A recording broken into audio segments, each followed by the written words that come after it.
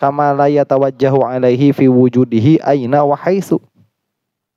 Sebagaimana tidak bisa sampai kepada Allah Subhanahu wa taala fi wujudihi, pada adanya Allah itu, aina di mana, wa haitsu dan bagaimana, begitu.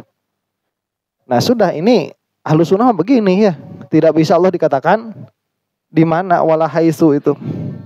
Ini mah karena yang apa? Ya karena yang mentahkiknya Wahabi, ini ada tahkiknya Wahabi juga nih. Kata Wahabi apa begini, as-sawabu inda ahli sunnati wasfullahi subhanahu bi annahu fi jihatil ulu.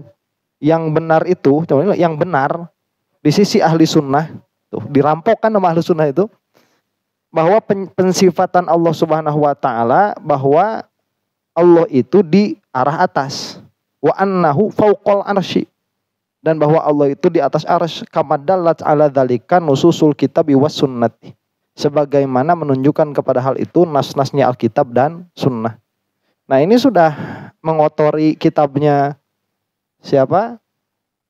Ibnu Hajar, Fathul Bari. Ya, kalau mau ya bikin sendiri begitu, nggak usah ikut-ikutan. Iya, karena sudah jelas posisinya Ibnu Hajar Al-Asqalani, posisi beliau Allah itu tidak bertempat.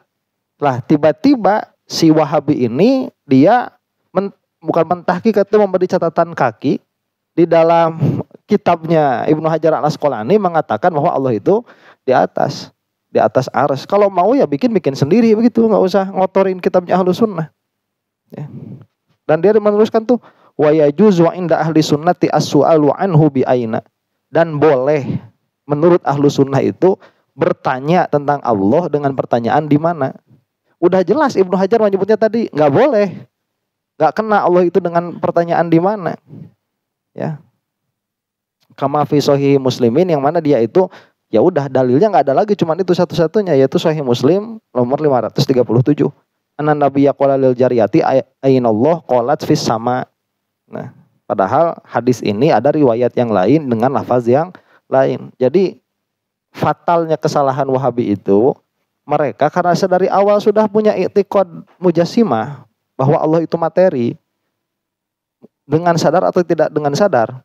Kemudian nanti semua hadis yang mendukung secara lafaz kepada pendapat mereka itu langsung dijadikan hujah bahwa Allah di arsy. Padahal hadis-hadis dan ayat-ayat itu bisa jadi mutasyabihat.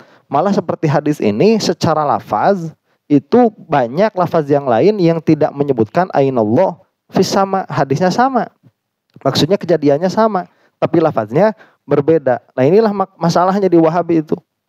Ya, makanya di kita itu kenapa yang namanya akidah itu tidak bisa diambil dari nas-nas yang sifatnya lemah.